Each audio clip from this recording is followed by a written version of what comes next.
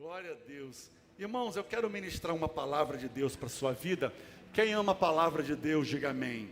Eu também amo a palavra de Deus. E quando subo nesse altar, eu subo debaixo de muito temor, para que a gente possa, assim, estar muito sensível àquilo que Deus quer fazer e àquilo que Deus quer falar. E eu creio que quem já chegou aqui ligado, já está recebendo muito de Deus. Amém, irmão? Já está recebendo. Abra a tua Bíblia no Evangelho de Marcos, no capítulo 2, versículos 21 e 22, vai entrar aí no telão para vocês, o pessoal de casa também vai aparecer aí na tua tela.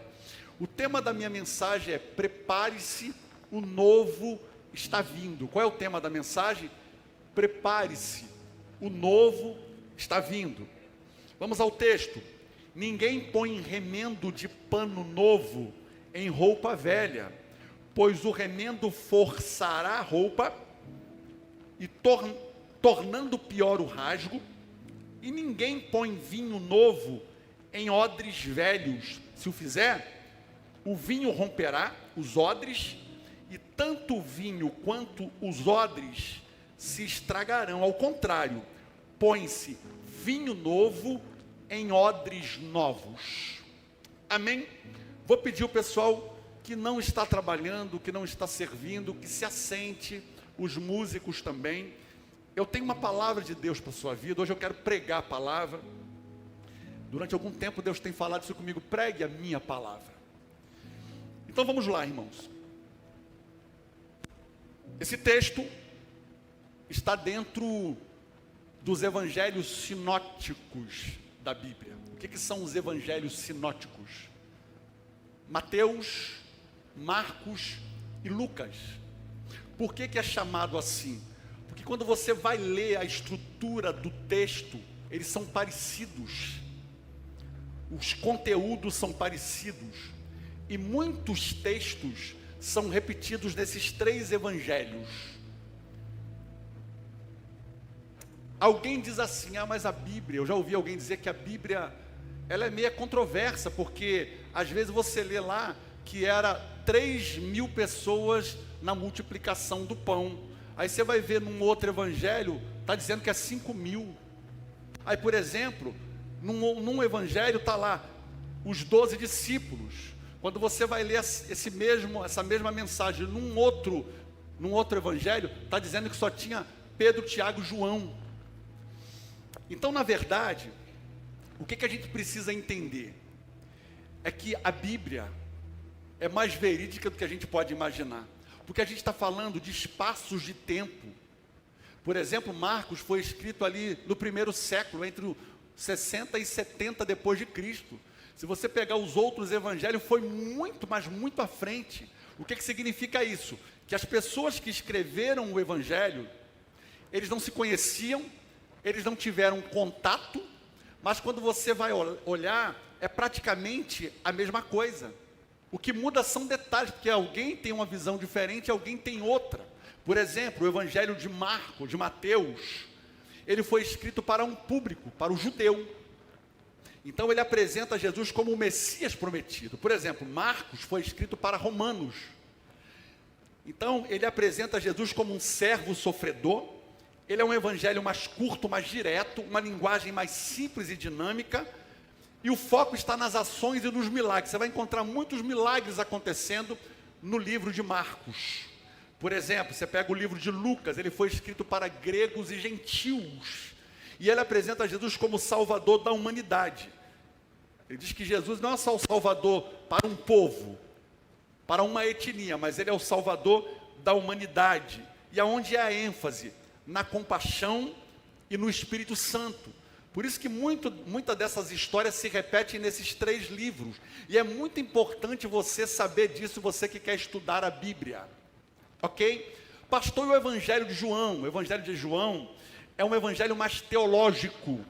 Por exemplo, ele apresenta uma linguagem onde ela é mais apropriada, mais profunda, né? Menos parábolas, mais discursos espirituais, e o foco está na identidade divina de Cristo. Até aqui tudo bem? comigo? Então vamos lá. Irmãos, eu acredito que o desejo de Deus não era que vivêssemos avivamentos esporádicos, avivamentos de vez em quando. O desejo de Deus é que nós vivêssemos um avivamento contínuo, não em partes, porque Deus quer se revelar. Diga comigo, Deus quer se revelar. Deus quer se revelar.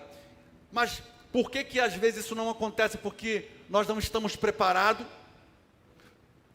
para o sim de Deus. Às vezes o nosso sim, ele é convicto hoje, mas amanhã não tem tanta convicção. Às vezes o teu sim hoje é aquele sim, conta comigo, eu estou pronto, e amanhã talvez o seu sim é talvez, não sei. Eu acredito que quando nós dissemos sim para Deus, eu creio que o reino de Deus se manifesta. Aí nós começamos a desfrutar do sobrenatural. Quando você diz sim para Deus, acontece um impacto no mundo espiritual. E a partir daí, a gente começa a experimentar o fluir de uma vida cristã, aonde você começa a tornar o sobrenatural natural na sua vida. Entendeu? O natural se torna algo, o sobrenatural se torna algo natural. Por quê, pastor? Porque eu experimento todos os dias, não é de vez em quando. E eu sinto que nessa noite, debaixo desse ambiente e dessa atmosfera, Deus vai falar com alguém aqui nesse lugar. Tem alguém que veio para ouvir, irmão? Então fique atento, fique atento. Nós estamos tratando de uma metáfora. Esse texto é uma metáfora. Eu já disse que ele aparece nos 3 evangelhos, que você agora sabe que é sinóticos o nome. E o que Jesus está sendo questionado aqui nesse texto, sobre o jejum. E o jejum, para quem não sabe, era uma prática central no judaísmo. Era impossível um cristão, um judeu, não jejuar. E qual é o pano de fundo que está aqui? O pano de fundo é o seguinte: os fariseus, eles jejuavam regularmente, os discípulos de João Batista também, porém, os discípulos de Jesus não jejuavam. Então a pergunta aqui não é sobre jejum, mas é porque os discípulos de Jesus não seguem o mesmo padrão religioso da época. É o que está acontecendo aqui. Então, o que a gente está falando? Porque quando se fala em jejum, o que eu preciso entender? Que é algo que era essencial para uma vida cristã. E a base do jejum, ela vem do Antigo Testamento. Moisés jejuou, sim ou não? Sim, 40 dias e 40 noites. Por exemplo, Davi, os reis jejuavam. O dia mais importante para o povo judeu se chama o dia de Yom Kippur. É o dia em que o sumo sacerdote entra no Santo do Santo uma vez. Nesse dia, toda a nação entra em jejum. Se você ler o livro de Joel, ele começa dizendo para que os sacerdotes, os ministros, toda a nação entrasse em jejum, inclusive os animais entravam em jejum, porque eles sabiam da importância do jejum. Qual era a importância do jejum? O jejum era a expressão concreta da confiança em Deus e a preparação espiritual diante das situações decisivas. O jejum era um momento de humilhação para buscar o favor de Deus. O jejum era para que Deus viesse, para que a redenção de Israel se acontecesse. É essa questão que está sendo tratada. Agora, por que Jesus não se conformava com aquele tipo de prática religiosa da época? Aí Jesus responde com uma metáfora. Aliás, 3 metáforas. Se você pegar o texto em casa, você vai ler depois o capítulo inteiro. Ele responde com 3 metáforas. Número 1, o noivo e os convidados. Número 2, o remendo novo em roupa velha. E o número 3, é vinho novo em odres novos. Então ele vai respondendo com 3 metáforas. É importante a gente entender uma coisa. Olhe para mim, hoje eu quero pregar, irmão. Quero pregar, eu não vim brincar, eu quero pregar. Por que quando a gente lê as parábolas da Bíblia, quando a gente lê alguns textos como esse, algumas metáforas, é importante você buscar o contexto, porque um texto como esse, que fala de vinho, odre, era mais ou menos uma linguagem do cotidiano. Era uma espécie do que a gente chama aqui no Brasil, quando a gente fala assim, água mole em pedra dura, tanto bate até que fura. É uma espécie de, como é que é o nome disso? Dito popular, um ditado popular. Então, para a gente entender o texto, você tem que ir lá no contexto para entender o que Jesus estava dizendo, porque não faz sentido para nós. Eu nunca peguei uma garrafa de odre na mão, então eu preciso ir lá. Eu fui lá no contexto para te mostrar. Ele começa dizendo sobre o noivo e os convidados. Está dizendo sobre o noivo e o convidado. O que ele está dizendo? Que a festa de casamento naquela época durava pelo menos 7 dias, irmão. Então, nesse período, era proibido jejuar, ninguém podia jejuar. Por quê? Porque era um desrespeito com o noivo. Era uma espécie de incoerência, não fazia sentido.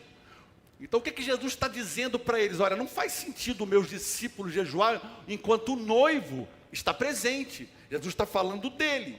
Então, o que Jesus está dizendo ali? O que ele está fazendo? Ele está inaugurando um novo tempo. Um tempo de festa e não de luto. Ele está dizendo, o reino de Deus chegou, então não faz sentido ele jejuar enquanto o noivo está presente. Em outras palavras, não se lamenta quando Deus está visitando o seu povo. Ele está mostrando que o jejum sem discernimento vira religiosidade, vazia. Ele está dizendo, ele está mostrando que agora se estabelece um reposicionamento. E a partir daí se inaugura um novo sentido no modo de jejuar. A gente já pregou tantas vezes sobre o jejum, né? O jejum sem oração, jejum sem leitura da palavra, é só abstinência, né, de comida, você está fazendo dieta.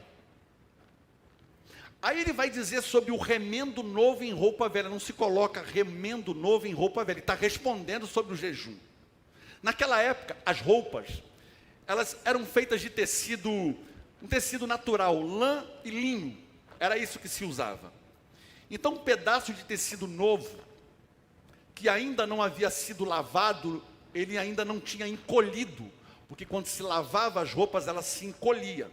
Então, quando costurava em roupa velha, né, um remendo novo, na hora que você lavava, quando o remendo encolhia, a roupa se rasgava mais ainda. O que Jesus está mostrando? O que ele está querendo dizer? O meu reino, o que eu vim fazer nessa terra, não é remendo.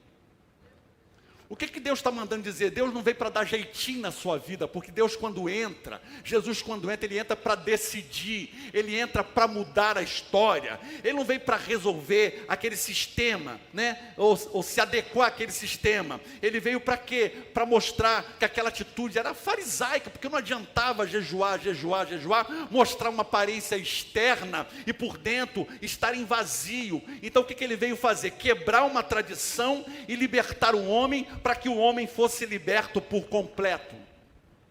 Aí ele vai dizer ainda, porque ele vai falar do vestido velho. O que representa o vestido velho? O vestido velho está baseado na tradição oral. Lembra que eles iam para as praças, e porque eu oro tantas vezes, eu jejuo tantos dias, e Jesus vai dizer, você fala com os lábios, mas o coração está longe de mim. O que está mostrando sobre o legalismo, né? Uma justiça própria, um ritual sem transformação. O povo estava cansado disso. Por isso que quando Jesus ministrava, as pessoas vinham, as pessoas queriam ouvi-lo, porque ele fazia de forma diferente, não como aqueles religiosos, mas na autoridade e no poder do Espírito Santo, que está sobre a tua vida nessa noite. Esse mesmo poder está sobre a tua vida aqui nesse lugar. Aí ele vai falar sobre o que é o pano novo. O pano novo é a nova aliança, a graça, o reino de Deus agora que está sendo revelado.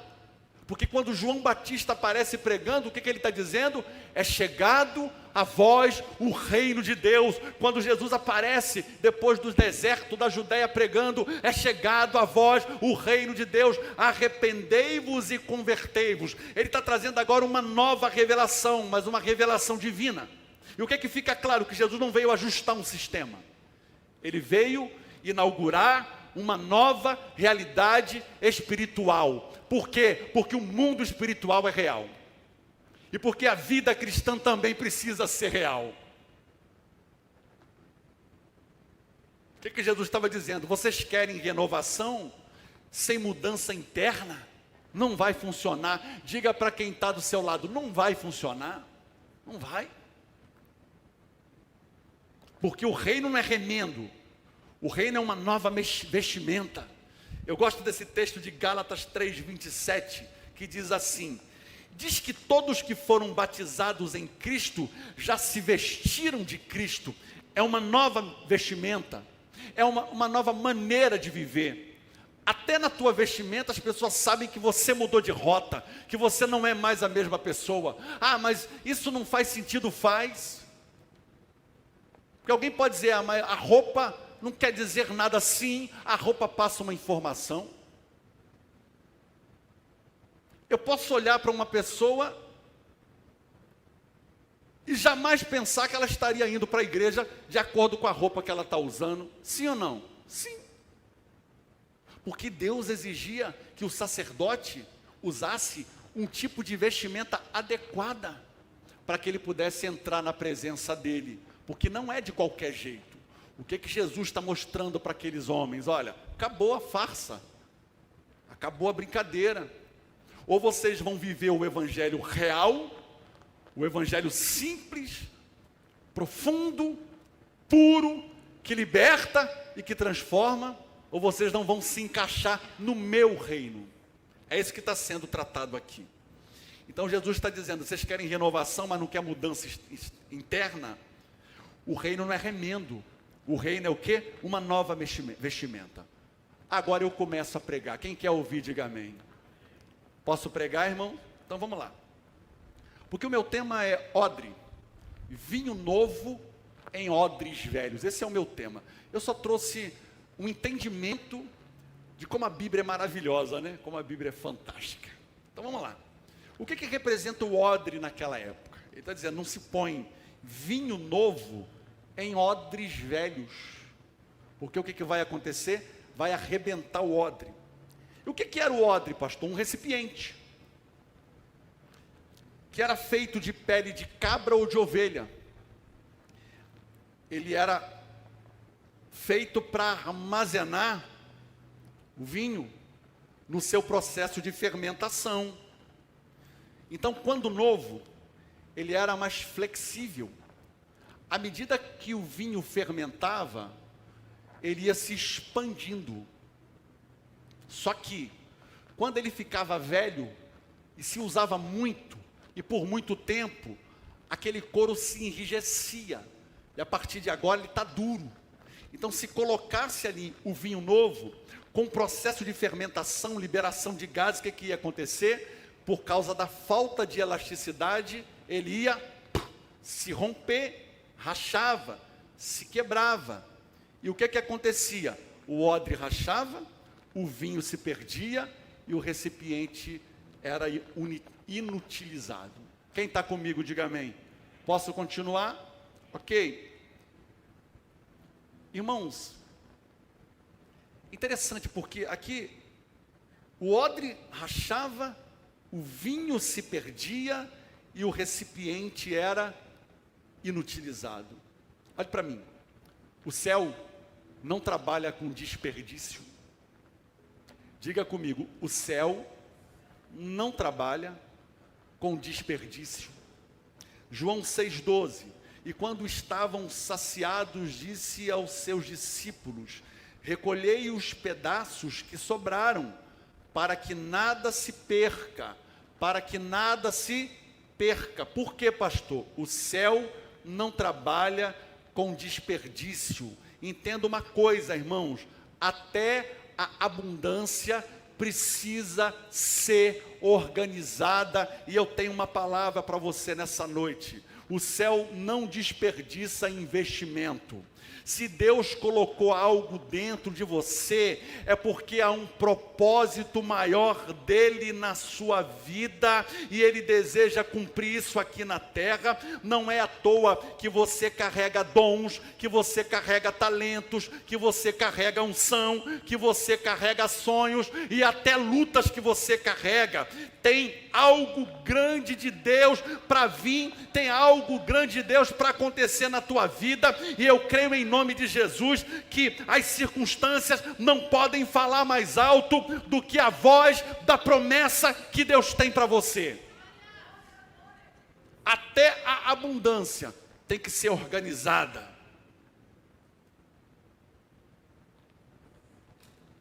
Eu quero aprofundar um pouco mais. Qual o significado do odre naquele contexto? Representava um sistema, diga comigo, sistema. Ali vários elementos organizados, trabalhando em conjunto. Qual o objetivo? Para um judeu do primeiro século, o odre representava uma estrutura religiosa rígida. Era a Torá, que são os primeiros 5 livros da Bíblia, né? Pentateuco, 5 primeiros livros da Bíblia, que era interpretada, mas sem revelação, era só a letra, irmão. E a Bíblia diz que a letra, o quê? A letra mata. Aquele legalismo, o que é legalismo, pastor? É uma adesão estrita e literal a um conjunto de regras e leis. O que eles exigiam? Cumprimento minucioso. Lembra dos 10 mandamentos? Se uma pessoa cumprisse 9 mandamentos, mas falhasse em um, todos os outros 9 eram abolidos, não servia. Tinha que ser à risca. Eu vejo muita gente às vezes reclamando. Eu vejo muita gente questionando. Deus nos livre, se precisasse voltar ao Antigo Testamento, ninguém aqui passava no teste, irmão. Glória a Deus, porque a graça de Jesus, diga, a graça de Jesus me alcançou. Foi a graça que nos alcançou. Por isso, nós estamos aqui, porque se dependesse de nós, todo mundo estaria reprovado. Porque a Bíblia diz que a gente peca até no olhar, irmão. Até no olhar. O que Jesus está mostrando? Era um sistema que funcionava, mas sem flexibilidade espiritual, sem compaixão. Não é a lei que estava errada, mas a forma com que eles interpretavam a lei, sem flexibilidade. Tanto que Jesus não veio abolir a lei, Jesus veio cumprir a lei, e ele foi o único que cumpriu os 10 mandamentos, né, irmão? Você sabe disso, né? Só foi Jesus. Moisés não cumpriu, Jacó, Abraão, Isaac, ninguém cumpriu, até porque Abraão ainda não tinha os 10 mandamentos, né, irmão? Fica claro aqui, senão alguém vai ouvir a gente na internet. Claro que os 10 mandamentos vêm a partir de Moisés, né? Mas Moisés, ali você pega ali Jacó, aqueles homens que viveram experiências tremendas, mas não foram capazes. Então, o que representa o odre? O coração novo ou o coração velho? O que representa o odre, irmão? Um coração novo ou um coração velho? É isso que está no texto. O odre representa, pode ser um coração novo ou pode ser um coração velho. Aí ele vai falar do vinho. O que o vinho representa? O vinho é uma realidade do reino. O vinho na Bíblia é símbolo de alegria. O vinho na Bíblia é símbolo de ações de graça. O vinho é símbolo de abundância. E eu tenho uma palavra para você nessa noite. Amós, do capítulo 9, versículo 13, diz assim: dias virão, declara o Senhor, nos quais aquele que ara alcançará o que ceifa, e o que pisa as uvas, aquele que semeia. Vinho novo gotejará dos montes e fluirá de todas as colinas. A Bíblia está mostrando para nós aqui 3 níveis de milagre sendo liberado nessa noite. A Bíblia está dizendo que haverá um nível de milagre para quem planta, para quem colhe, e até a terra será abençoada. Quem está pronto para receber? Eu quero profetizar, se prepara, porque vem algo novo de Deus, da parte de Deus, para te abençoar. Está chegando na tua vida, está chegando na tua casa, vai atingir a tua família. O que esse texto está dizendo? Deus vai encurtar o tempo entre o plantio e a colheita. Ele está dizendo que a colheita será tão farta e demorada, que o semeador já estará plantando, enquanto o colhedor ainda estará recolhendo os frutos anteriores. Ele está dizendo mais ainda, que o que pisa as uvas, o que pisa as uvas e o que lança semente, o que ele está dizendo? Indica uma produção contínua. Se prepara, porque Deus vai ativar na tua vida o modo produção contínua, e você vai ver o resultado na tua vida chegando e acontecendo para a glória de Deus. Ele está dizendo que a colheita de uva será tão produtiva que vai durar até a próxima estação do plantio. Não vai faltar semente, não vai faltar recipiente, não vai faltar celeiro, nada será desperdiçado para a glória de Deus. Se você está recebendo, se expresse em nome de Jesus, irmão. E por último ele diz que os montes destilarão mosto. A Bíblia é um livro maravilhoso, né, irmão? Pastor, o que é mosto? Vinho doce. Aqui é uma linguagem poética para descrever a terra produzindo sem esforço excessivo. Não entendeu, não? Você é a terra. Agora eu vou profetizar.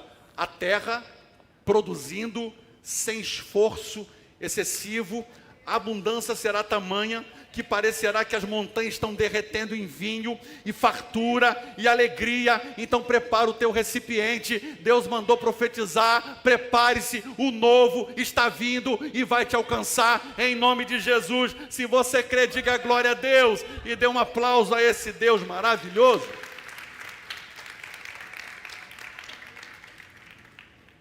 O vinho novo está ligado ao tempo messiânico. Quando Jesus fala de vinho novo, o que ele está dizendo? O reino de Deus chegou. Agora é reino, não é mais reinado. Porque em muitos lugares é reinado, não é mais reino, né, irmão? Ele está dizendo que a graça, ela substitui aquilo que era merecimento. A Bíblia diz que todos pecaram e estão destituídos da glória de Deus. E a Bíblia também diz, não é por obra, mas é por graça, para que ninguém se vanglorie. Deus não está à procura de títulos, irmão. Deus está à procura de verdade. Ele está dizendo que agora a presença substitui ritual. Não é ritual. Deus não quer costume. Sabe o que Deus quer? Acesso, irmão. É isso que Deus quer. Não importa de onde você veio, não importa o teu passado, não importa o que você esteja vivendo hoje, o que você fez ou o que você deixou de fazer. O que ele está dizendo? A vida substitui a aparência. Não dá para viver de aparência, porque aqui o problema não é o vinho. Ele está dizendo que o recipiente é que é o fundamental. O problema não é o vinho, o problema está onde?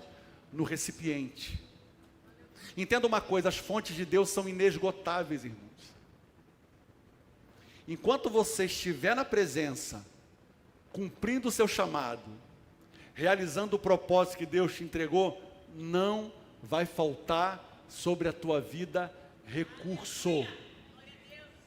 Ele vai cuidar de tudo. Ele vai te proteger, porque Ele guarda a tua entrada e guarda até a tua saída. Então Jesus não condena o vinho novo, nem o odre velho e inútil. Ele está dizendo que há incompatibilidade. Não tem como. Ele não está condenando o vinho novo, e nem o odre velho. Ele está dizendo que há incompatibilidade. Se for vinho novo, o odre tem que ser novo, porque vinho novo não combina com odre velho. Olha essa frase. Uma mentalidade antiga não sustenta uma revelação nova. Novas realidades espirituais exigem corações renovados. Levante a tua mão e diga comigo: Senhor Jesus, renova o meu coração. Eu quero viver todas as suas promessas na minha vida. em nome de Jesus. Aqui é uma declaração profética, irmão, de Jesus. Ao dizer, ele está afirmando aqui, implicitamente no texto, o meu reino não cabe em estruturas mais. Eu não vim para um grupo, para uma elite. Todos agora têm acesso. Por quê? Porque o véu se rasgou, irmão. O que significa isso? Todos têm acesso. Não é só para um grupo, né? Essas estruturas rígidas, sem vigor, sem verdade, sem amor, sem compaixão, não cabe mais. O reino agora não está condicionado. O problema não está no vinho, mas no odre velho. A questão não é o conteúdo do evangelho, é um coração que se recusa a ser transformado. Eu quero repetir isso aqui. A questão não está no conteúdo do evangelho. Ninguém pode mudar a Bíblia.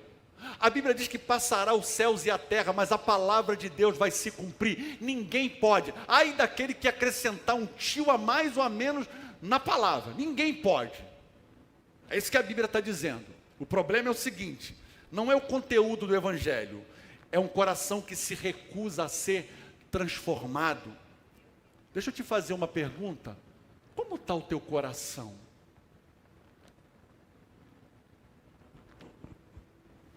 Feche os seus olhos por um minuto. Por um minuto.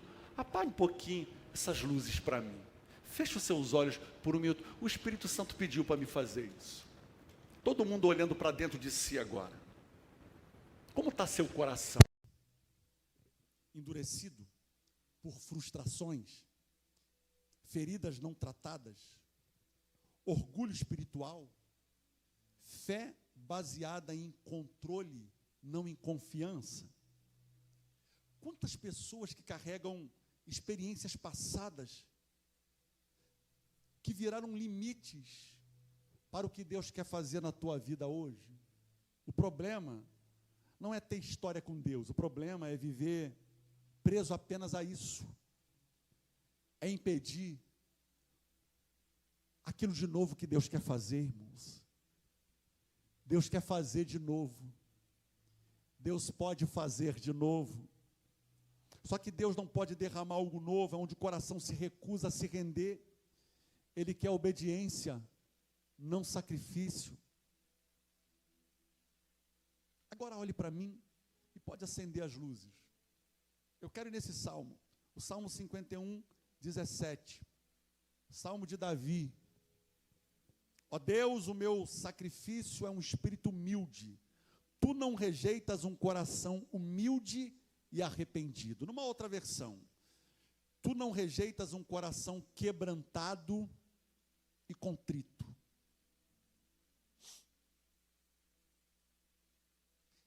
Você sabe que no sistema religioso de Israel havia sacrifícios prescritos por muitos pecados. Preste atenção que eu vou lhe dar uma chave aqui hoje. Mas não havia sacrifício prescrito na lei para duas coisas: adultério e homicídio intencional. Então, as pessoas, quando pecavam, a lei dava para elas rituais, sacrifícios que elas podiam fazer para alcançar o perdão de Deus. Só que nesses dois casos, adultério e homicídio intencional, não tinha o que fazer. Esse texto é a história de Davi, todo mundo sabe. Quando Davi comete o pecado com Betseba, ele agora está buscando o perdão de Deus. Ele entra na presença de Deus, ele se coloca cinza na cabeça e vai chorar na presença do Senhor. E ele começa a orar esse texto: Senhor, não tira de mim o teu Espírito Santo, torna a dar-me a alegria da sua salvação, né? Coloque em mim um espírito reto. Ele fala um espírito humilde e quebrantado. Então, qual é a ideia aqui de humilde e quebrantado? É algo esmagado, despedaçado, reduzido ao pó. Não é uma emoção momentânea, é um colapso do orgulho. É de alguém que está sendo reduzido agora ao pó, é um reconhecimento. Não tem defesa, não tem o justificativo. Dependo totalmente da misericórdia de Deus. Espírito humilde e quebrantado. É isso que Davi está pedindo para Deus, irmão. Ele fala assim: me dá um coração quebrantado e contrito. A palavra aqui em hebraico é daká. Aqui transmite uma ideia de algo moído, triturado, porque no pensamento judaico o coração é o centro da vontade, das decisões e da consciência moral. Então o coração quebrantado e contrito é aquele que não apenas sente culpa, mas se submete à correção, muda de direção e aceita o juízo divino. Aí ele vai orar e dizer: Senhor, não me despreza. Porque ser desprezado, naquela época, significava ser rejeitado na presença, perder o favor, fechar a porta de acesso. O que Davi está declarando? Ele está sendo ousado, irmão. Ele está sendo ousado. Senhor, não, sem a tua presença não. O Senhor pode tirar qualquer coisa de mim, mas não retires de mim a tua presença. E tem que ter coragem para fazer isso, irmão. Sabe por quê? Deus prefere um pecador quebrado do que um religioso inteiro, até porque sem quebrantamento o altar perde o sentido. Vamos dizer essa frase juntos? Sem quebrantamento, o altar perde o sentido, a adoração perde o sentido, a palavra perde o sentido, se não há verdade, se não há sinceridade, se não há quebrantamento. A Bíblia diz que Deus não rejeita um coração quebrantado e contrito.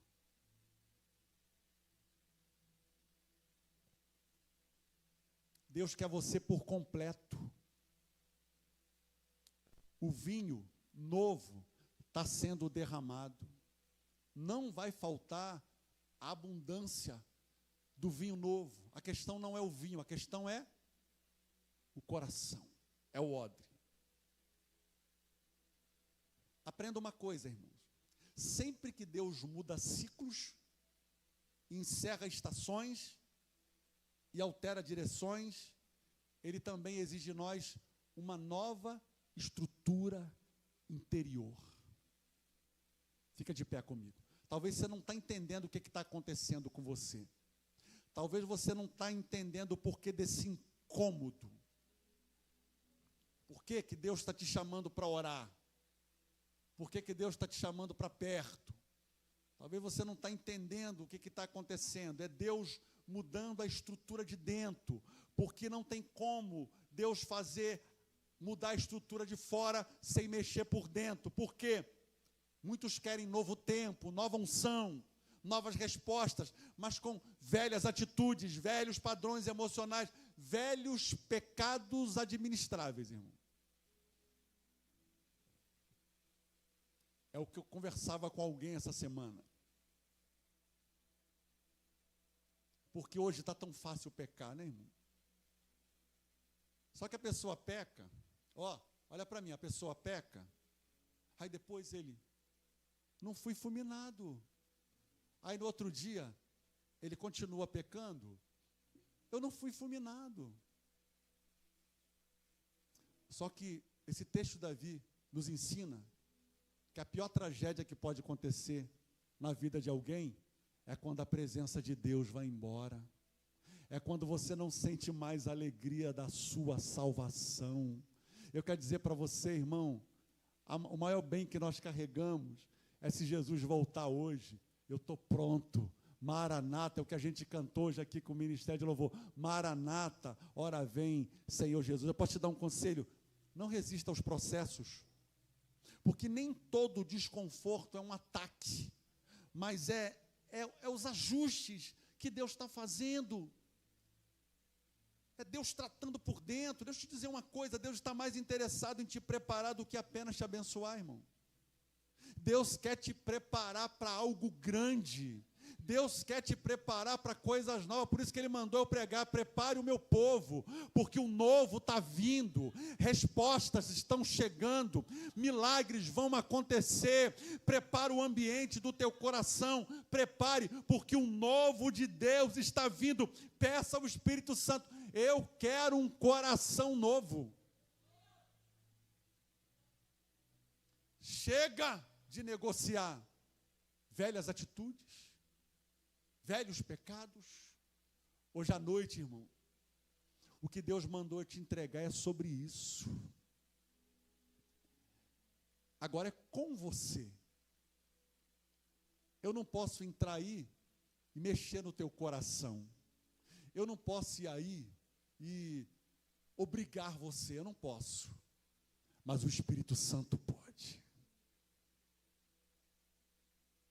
O texto está dizendo, Deus não rejeita um coração quebrantado e contrito, mas um coração duro, ele não suporta a presença.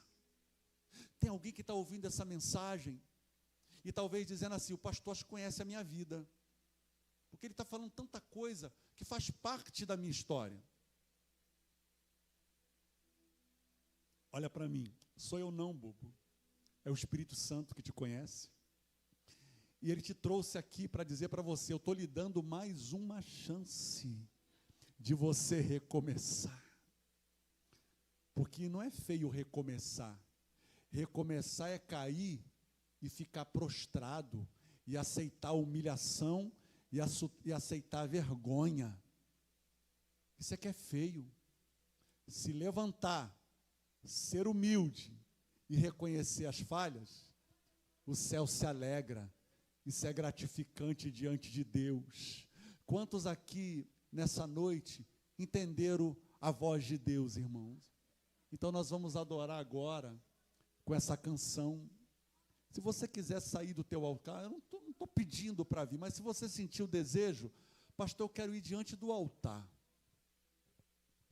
Porque hoje eu quero renovar a minha aliança com Deus. Porque hoje eu quero sair desse lugar diferente. Porque hoje eu sei que o Espírito Santo falou comigo. Você pode sair durante o louvor. Você vai ficar aqui no altar. E se Deus permitir, eu até vou colocar a mão na tua cabeça. Mas agora é você e Deus, irmão. Amém? Feche os seus olhos e vamos adorar Jesus. Vamos. Peça ao Espírito Santo agora. Comece orando, irmão. Espera nem a música começar, não, já começa adorando já. Isso, levanta a tua voz. Alguns vão glorificar, outros vão ter que falar mesmo. Você não precisa gritar, você não precisa se expor, mas fale aí dentro de você, Senhor, eu não aceito mais essa vida, eu não quero mais essa vida, eu não quero viver mais isso, eu quero um novo de Deus, eu quero sair daqui hoje transformado, eu quero sair daqui com a certeza de que o Senhor me escolheu, o Senhor está comigo para essa grande obra. Vamos lá? Shalom, queridos, que Deus abençoe sua vida. Que bom que você assistiu a mais uma de nossas mensagens. Você também pode curtir, comentar e também se inscrever no nosso canal, ativar as notificações para novas mensagens e compartilhar esse conteúdo. Você também pode nos acompanhar através das nossas mídias sociais e o QR Code que aparece na tela. E claro, você também pode participar dessa obra compartilhando e doando a sua oferta para que possamos pregar o Evangelho. Que Deus te abençoe.